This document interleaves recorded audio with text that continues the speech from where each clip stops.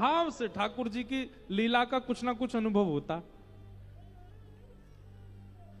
नरसिंह मेहता बहुत दीन थे, ज्यादा धन नहीं था उनके पास। एक बार घर में कोई बहुत जरूरत थी तो किसी सेठ से उन्होंने पैसे उधार ले लिए, बहुत दिन तक लौटाए नहीं। तो सेठ ने कहा भाई पैसा दे दो। नरसिंह मेहता बोले हम पे है नहीं, क्या करें? आप एक काम कीजिए, कुछ और ले जाइए धन के बदले। बोले और कुछ भी तो तुम्हारे पास नहीं, ना तुम्हारे पास घर है, ना तुम्हारे पास कोई बैलगाड़ी है, ना तुम्हारे पास कोई व्यवस्था है, क्या लेके जाएं हम? तब सेठ जी के मुनीम जी बोले, सेठ जी इसके पूरे नगर में ख्याति है कि जब ये मंदिर में जाता है दुनिया भर के राग गाता है, तब तक तो कोई बात नहीं, पर जैसे ये केदार राग गाता है ठाकुर जी की माला गिर जाती है। इसकी पूरे नगर में इसी बात से ख्याति है। इससे कहो अपना केदारा राग गिरवी रखे, जब तक हमारा कर्जा ना चुकाए तब तक केदार राग नहीं गाएगा। सेठ जी बोले हाँ ये बढ़िया है भाई, सुनो हमको केदारा राग गिरवी रखो, जब तक कर्जा नहीं चुकाओगे केदार राग नहीं गाओगे तुम मंदिर में जाके। केदार राग कैसे है? नाचो बहुत गोपाल अब मैं, नाचो बहुत गोपाल, काम क्रोध को पहर चोलना, कंठ विषय की मां, नाचो बहुत गोपाल अब मैं, नाचो बहुत गोपाल। ये राग केदार। इतने भोले लोग हैं, हमको कई बार लगता है कि और ज्यादा खोल के समझाएं। इस पद को राग मत मान लेना। एक बार पंजाब में हमारी कथा चल रही थी, नहीं पंजाब में नहीं थी, पंजाब के लोगों ने कथा कराई थी कहीं और। तो हमने ये पद गाया, आंख बंद करके गाने लगा, नाचो बहुत गोपाल अब मैं। सूरदास जी कह रहे हैं हे ठाकुर जी मैं बहुत नाच लिया संसार में, कभी पत्नी के पीछे, बच्चों के पीछे, व्यवहार के पीछे, धन के पीछे, ख्याति के पीछे, ऐश्वर्य के, बहुत नाच लिया। अब मेरे इस नृत्य को बंद करो। पद का अर्थ ये है, आंख बंद करके मैं गा रहा था, नाचो बहुत गोपाल अब मैं। जैसे ही मैंने आंख खोल के देखी सारे श्रोता नाच रहे थे। मैंने धीरे से पूछा, मैंने कहा आप लोग, ये तो बहुत धीमी ताल में पद गा रहा हूं, आप नाच क्यों रहे हैं? अब महाराज जी तुसी कहते हो ना नाचो बहुत गोपाल, तो असी, अब मेरे पंजाबी नहीं आती, हमने सोचा कि नाचना है इस पद में, इसलिए आप में जय हो। कितने भोले हो आप लोग, बहुत सीधे। तो राग केदार धुन को कहते हैं, जिस धुन में हमने गाया वो धुन राग केदार है। तो ठाकुर जी नरसिंह मेहता राग केदार गाते थे।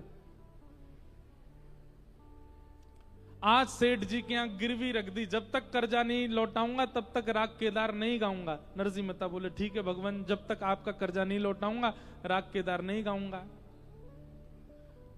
अब संभवतः आज ही के दिन मंदिर में कुछ परीक्षक आए हुए थे परीक्षा लेने के लिए नरसिंह मेहता की। उन्होंने कही, बोले कि ये राग केदार में कोई ताकत नहीं है, नरसिंह मेहता की भक्ति में कोई सामर्थ्य नहीं है। नरसिंह मेहता पतले सूत की माला पहना देता है ठाकुर जी को और भारी भारी उसमें फूल धर देता है और धीमी गांठ लगाता है। जैसे ही गाना शुरू करता है उसी समय माला टूट के गिर जाते, लोग ताली बजाने लगते हैं। आज मोटे सूत में माला पिरो के हम पहनाएंगे ठाकुर जी को, और आज गिरा के दिखाए। और आज ही नरसिंह मेहता राग केदार गिरवी रखे आए थे, जिससे ठाकुर जी प्रकट होते थे। ऐसी आपकी तरह भीड़ बैठी थी, परीक्षा लेने वाले भी वहीं बैठे थे, उन्होंने अपने हाथ से माला पहनाई थी। बोले हाँ नरसिंह मेहता आज माला घेर के दिखाओ ठाकुर जी की। नरसिंह मेहता बोले बड़ी विडंबना, पहले राग यमन गाया, फिर भैरव गाया, फिर भीम पलासी गाया, फिर जय जयवंती गाया, सारे राग गाए। लेकिन केदार कैसे गाए, वो तो गिरवी रख के आए। और सेठ जी के मुनीम वहीं खड़े खड़े सुन रहे थे, कहीं केदार गाए ना, गिरवी रख के आया है। नरसिंह मेहता ठाकुर जी से बोले, ठाकुर जी कुछ करो, मुझे परीक्षा में विफल होने का भय नहीं है, पर इतने लोगों के चित्त में जो आपके प्रति विश्वास और केदार के प्रति विश्वास, भक्ति के प्रति विश्वास है, वो विश्वास खत्म हो जाएगा, कुछ करो। ठाकुर जी इतने में ही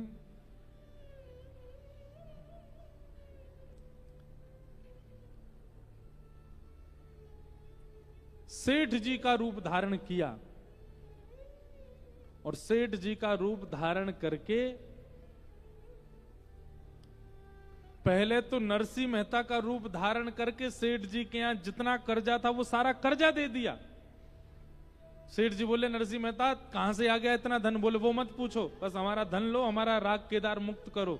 ठाकुर जी नरसिंह मेहता बन के गए, सारा धन दे दिया, सेठ जी से लिखवा दिया, राग केदार मुक्त हुआ, हस्ताक्षर कर दो, हस्ताक्षर कर दिए।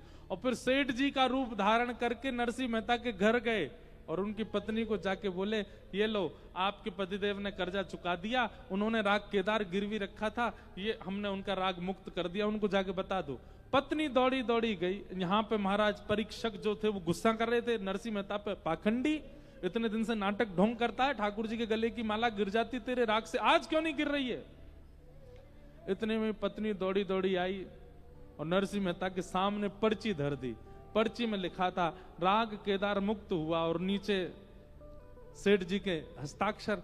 तुरंत नरसिंह मेहता ने अपनी पेटी पकड़ी और जैसे ही राग केदार गाया, नाचो बहुत गोपाल अब मैं, दूसरा पद गाया, कौन सा? बहुत अनुग्रह कीनो हरि जी तुम, बहुत अनुग्रह कीनो। जैसे ही केदार गाना प्रारंभ किया, हजारों की तादाद में लोग बैठे थे, परीक्षक सामने बैठे थे, और ठाकुर जी की गले की माला अपने आप टूट करके नीचे गिर गई। कानों के कुंडल हिलने लगे, गले की मालाएं चमकने लगी, मुकुट टेढ़ा मेढ़ा होने लगा, सबको प्रत्यक्ष दर्शन हो गया। सबने नरसिंह मेहता को प्रणाम किया, बोले, अरे भैया हमको तो तुम्हारी भक्ति पर संशय था। नरसिंह मेहता अलग सोच में चले गए, बोले, तुम सब बोलते रहो, पर मेरा कर्जा चुका के कौन आया है? ये राग मुक्त कैसे हुआ? नरसिंह मेहता दौड़े दौड़े सेठ के पास गए, भैया आपने हमारा राग मुक्त कर दिया। बोले, तो क्यों? आपने कर्जा चुका दिया ना, इसीलिए तो मुक्त किया। बोले, कैसे चुका दिया?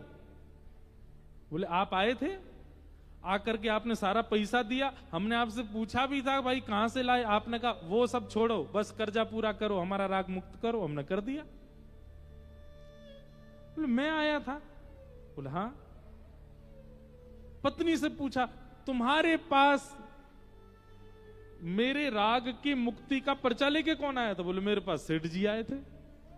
सेठ जी के पास नरसिंह मेहता बन के गए और पत्नी के पास सेठ जी बन करके गए। नरसिंह मेहता समझ गए, बोले, भैया ये कर्जा चुकाना, राग मुक्त करना, ये भी सब ठाकुर जी की लीला, सब ठाकुर जी ने किया। तो नरसिंह का एक तारा, कैसे एक तारा बजाते थे नरसिंह मेहता, जगतपति को भाया, ठाकुर जी उससे भागे। क्यों? क्योंकि इस भागवत रस को पिया है नरसिंह मेहता ने, नामदेव जी ने इस भागवत रस को पिया है, मीराबाई ने इस भागवत रस को पिया है। हम लोग सुनते हैं, इसलिए हमसे रीझ नहीं रहे ठाकुर जी। हम भक्ति करते हैं, हम सेवा करते हैं, हम प्रसाद बनाते हैं, हम श्रृंगार करते हैं, फिर भी हमको कोई अनुभव नहीं होता। क्यों? क्योंकि हम कथा सुनते हैं, सुनने वाले हैं, और सुनने वाले में रस आया नहीं है, और रस आएगा नहीं तब तक रासेश्वर कैसे प्रसन्न होंगे? रासेश्वर की प्रसन्नता के लिए तो रस चित्त में आना चाहिए, और रस चित्त में तब आएगा जब कथा सुनो ना, पियो।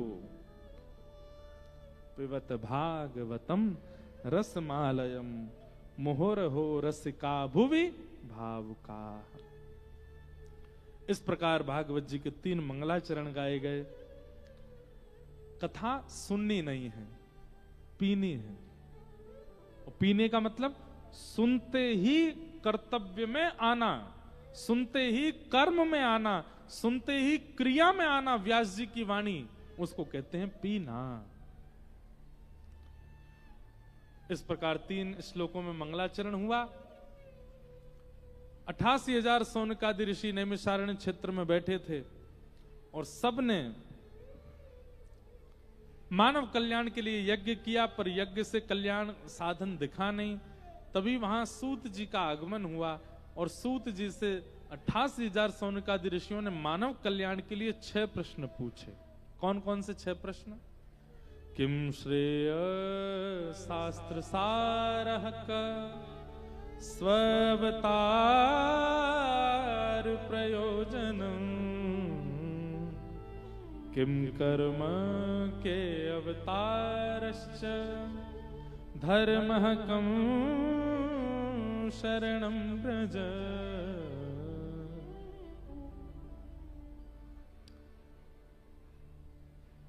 किम श्रेय, पहला प्रश्न क्या है? ठाकुर जी के अवतार का श्रेय किसको जाता है? भक्तों को कि राक्षसों को? ठाकुर जी किसके लिए आए थे? रावण के लिए आए कि सबरी के लिए आए? बताओ। ठाकुर जी जटायु, सबरी, हनुमान आदियों के लिए आए कि रावण को मारने के लिए आए थे?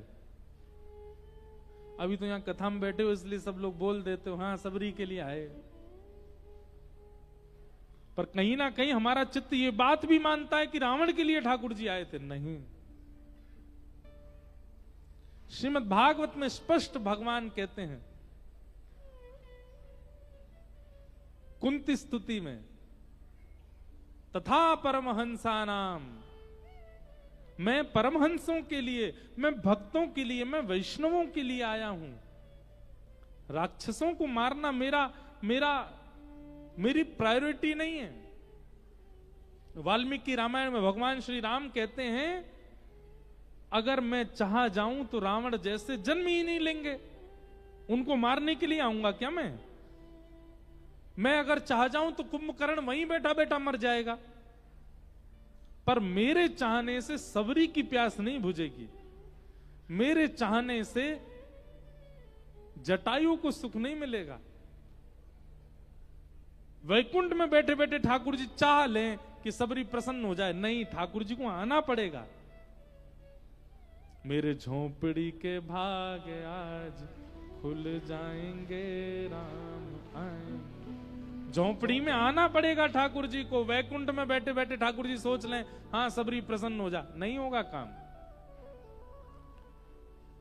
अच्छा, हम लोग भी ऐसे ही हैं, हमको लगता है कि यहीं बैठे बैठे ठाकुर जी वहीं से ही प्रसन्न हो जाओ। नहीं, आना पड़ेगा,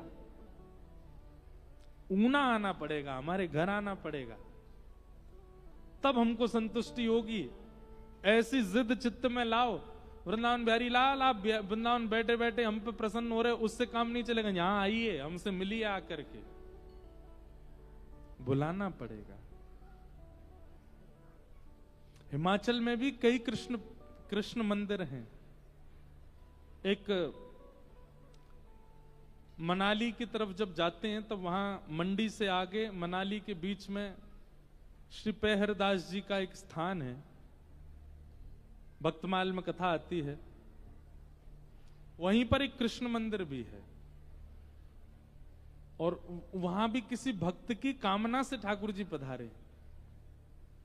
हिमाचल में पर्वतों में कई कृष्ण मंदिर हैं, कई कृष्ण प्रेमियों के लिए ठाकुर जी आए हैं। हिमाचल में भी आए हैं। ऊना आए कि नहीं पता नहीं, अब ऊना नहीं आए तो आप लोग बुलाओ ठाकुर जी को, वहीं से संतुष्टि मत हो जाओ ओ बिहारी जी वृंदावन से आनंद कराते रहो। नहीं नहीं नहीं, हम आते रहेंगे। अरे अब आप आइए, हम तो बहुत आ लिए आपके पास।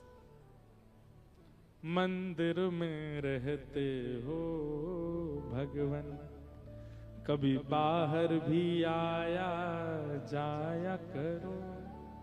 मैं रोज तेरे दर आता हूं, कभी तुम भी मेरे घर आया करूं मंदिर में रहते हो। हमेशा मंदिर में ही बैठे रहते हो, कभी आइए हमारे यहां भी।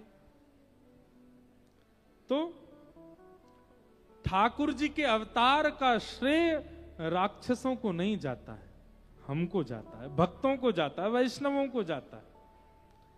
दूसरा प्रश्न क्या है? शास्त्रों का सार क्या है? हमारे हिंदू वैदिक सनातन धर्म में जितने भी शास्त्र हैं, सब शास्त्रों का सार हैं श्रीमद् भागवतम। शास्त्रम सारम सारम समुद्वितम, सबका सार विद्यमान है भागवत जी में। इसलिए सबको पढ़ो, सबको सुनो, पर मानो भागवत जी की। सार भागवत है। और ये बात मैं नहीं कह रहा, स्वयं वेद व्यास जी एकादश स्कंद में कहते हैं कि हमने लिखा सब कुछ है, पर मानो भागवत जी को। और स्व अवतार प्रयोजनम, भगवान के अवतार का प्रयोजन क्या है? ठाकुर जी के अवतार का कारण क्या है? प्रेम लक्षणा भक्ति की स्थापना, अपने वैष्णवों के लिए प्रेम स्थापित करना, यह ठाकुर जी का उद्देश्य है, प्रयोजन है। किम कर्म, भगवान का कर्म क्या है? जो सब कर्मों से परे हैं, वह भी कर्म के बंधन में हैं? नहीं, वो कर्म से परे हैं। ठाकुर जी का कर्म क्या है? धर्म व्यवस्थित करना, धर्म स्थापित करना। के अवतारश्च, भगवान के अवतार कितने हैं? बोले अनंत हैं। 1, 2, 10, 24 नहीं है, अनंत अवतार हैं ठाकुर जी के। और अंतिम प्रश्न, धर्म कम शरणम गतः, भगवान के जाने के बाद धर्म किसकी शरण में गया? तो अंतिम प्रश्न का उत्तर क्या है? ठाकुर जी के जाने के बाद धर्म किसकी शरण में है? मेरी और आपकी शरण में। हम रक्षा करें धर्म की, हमारा कर्तव्य है। धर्म हमारे भरोसे छोड़ के गए ठाकुर जी। जो लोग ऐसा कहते हैं कि धर्म क्या कहता है, वेद शास्त्र क्या कहते हैं, संत क्या कहते हैं, हमें उससे क्या मतलब, हम अपना जीवन जिएंगे, वो एक प्रकार से घनघोर अपराध कर रहे हैं, पाप कर रहे हैं। ठाकुर जी आपको दायित्व दे के गए हैं धर्म के पालन का, आप नहीं भाग सकते उससे। धर्म का कर्तव्य करना प्रत्येक मानव का धर्म है, कर्तव्य है, धर्म की रक्षा। ये 6 प्रश्न किए और इन 6 प्रश्नों के उत्तर में अब 6 दिवस की कथा का क्रम चलेगा। इस प्रकार भागवत जी के संपूर्ण भाव 3 श्लोकों में मंगलाचरण, 6 प्रश्न आदि आदि किए गए। अब इसके आगे का जो प्रसंग है, श्री सूत जी महाराज व्यास मंचासीन होकर के सौनकादि ऋषियों को भागवत की कथा सुना रहे हैं। ये प्रसंग हम कल 1 बजे से सुनेंगे। बोलो वृंदावन बिहारी लाल की, श्री राधा रमण लाल की, श्री राधा वल्लभ लाल की जय। जय श्री राधे, जय जय श्री राधे, जय जय श्री राधे। कथा बड़े प्रेम और भाव से चल रही है। 1 बजे से लेकर 4 बजे तक का कथा का समय है। हम प्रयास करेंगे 1 बजे ही व्यास मंच पर बैठ जाएं। आप सब लोग 12 बजे तक अपना स्थान ग्रहण करें। आज के मंगल भाव को यहीं विश्राम देते हैं। गोविंद गोविंद गाइए रे, भजो राधे गोपाल कृष्ण गाइए।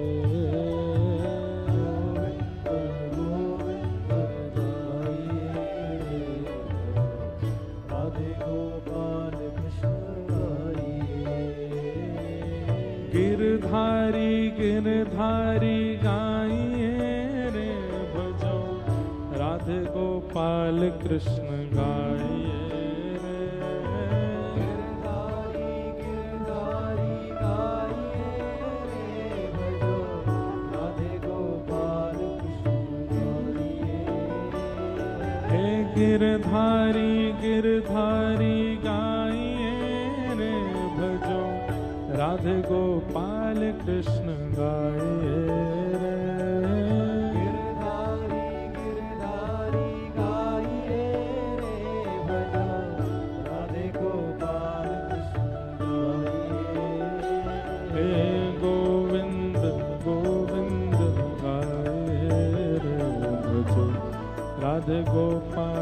कृष्ण गाइए।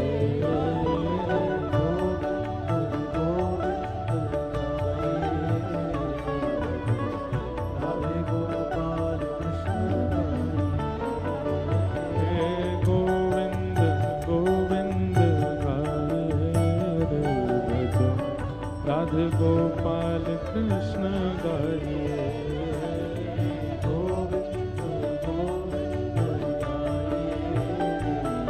जय जय श्री राम, जय जय श्री राम, जय जय श्री राम।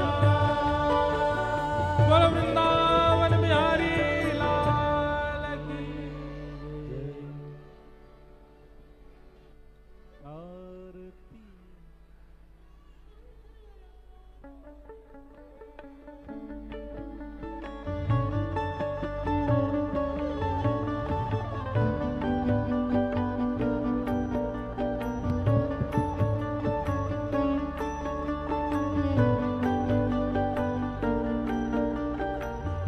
आरती अति पावन पुराण के,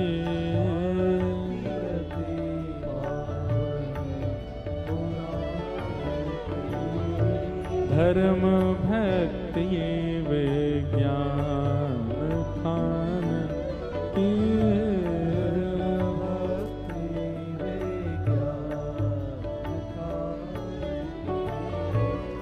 महापुराण भागवत निर्मल,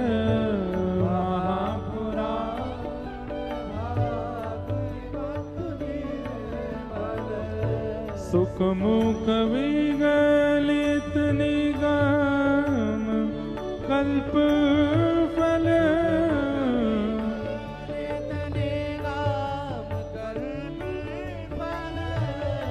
परमानंद सुधारस में कल लीला रस रस निधान के,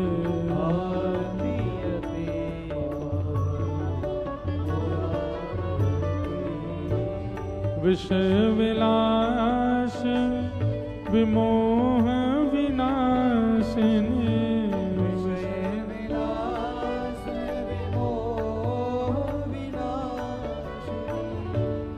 विमल विराग विवेक